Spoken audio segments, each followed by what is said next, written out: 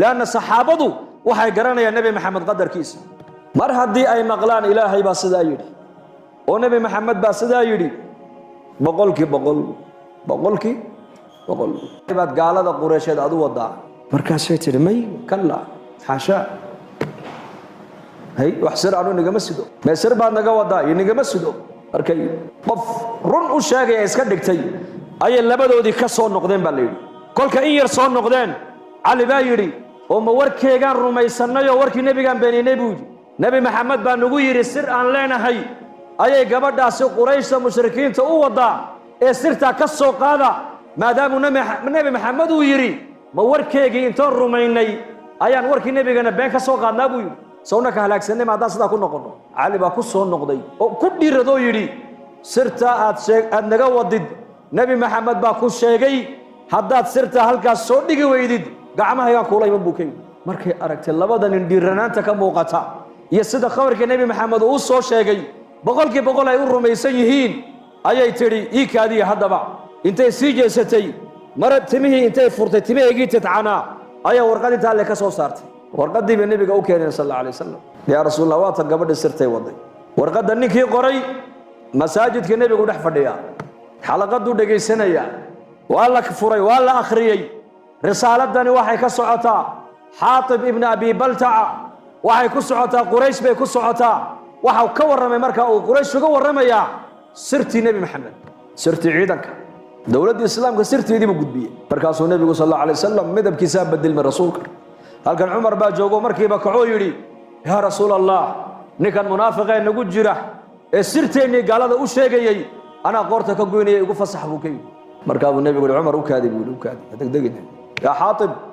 لبيك يا رسول الله ساسو لي لبيك يا رسول الله سركع بكي استاذ سرتينا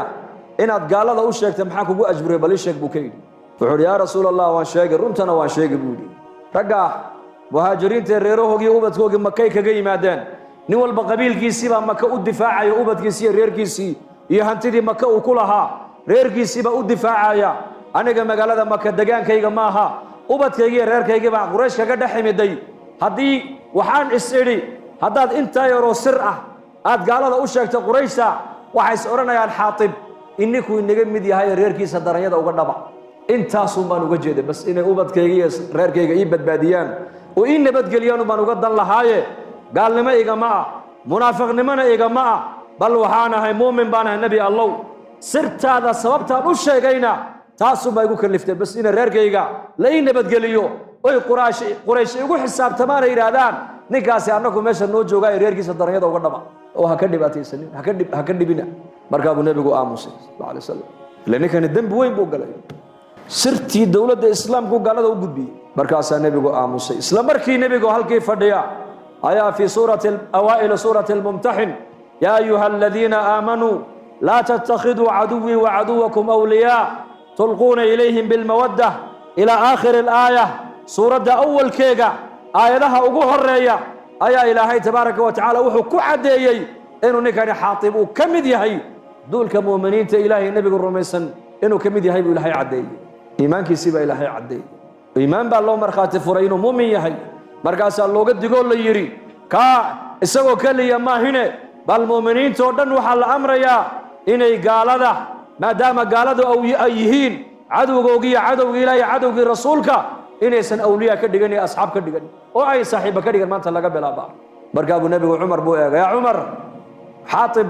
وكاس القرآن كبا إلهي تبارك وتعالى كل شافيي وقرآن كبا عدي إيمان كيسا دنبك وقالينا إنه دب دب وقلنا نغنى والله قدقي لكن عمر واحد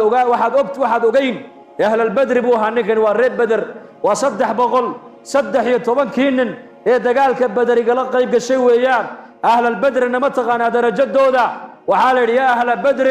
افعلوا ما شئتم فقد غفر لكم يا أهل بدر واحد دونتان بالسماية إني قدم بيجيني والله داف واحد دونتان سماية معنوه ما هن ذنوبته كلها عماها نك بدرقا هدو قفنا بالليلي ودم بكدعنا سوء الخاتمة كل من مايه حسن الخاتمة يكون من دون مركب دميس لا أنا مالنتها سيلاحي أقبلي maalintii tirada muslimiintu ay yaray ee gaaladuna ay soo duuleen iyagoon dagaal ku tala galin ayuu nabigu u saaray macrakatu badr aynay soo qabtaan ciira quraysh dagaal umay jeedin laakiin ilaahay baa qadaray dagaal meesha inuu ka dhaco waxay la yimaadeen niyadda bay la yimaadeen diinta inay difaacayaan xataa nazala jibriilu calayhi assalaam maalin maalmaha ka mida jibriil baa soo degoo yidhi maa tacuduuna ahla albadar fiikum yaa muxamed raggaa dagaalka bader kaala qayb galay agtiina qiimahay ka leeyihiin bal ii sheeg oo halkeed maxaad ku aragtaan markaasuu nebigu yidhi min afdali almu'miniin mu'miniinta kuwa ugu fadli badan inay yihiin baan u aragnaa buu rasuulku yidhi markaasuu jibriilna yidhi wakadalika miman shahida badran min almalaa'ikati sidaasoo kale annakuna haddaan malaa'ig nahay malaa'igtii dagaalka bader soo dhaadhacdee nagala qayb gashay waxaa loo arkaa inay yihiin kuwa malaa'igta ugu fadli badan taqdiir wamaa qadaru llaha xaqa qadrihi ay maa carafuuhu xaqa macrifatihi wamaa cadamuuhu xaqa cadamatihi qadarkii ilaahay uu lahaa maanu garan maanta qadarkii nebigeennu uu lahaa calayhi salaatu wasalaam maanu garan laakiin raggaasaa gartay qadarkii rasuulkeenu qadarkii nebi maxamed bay garteen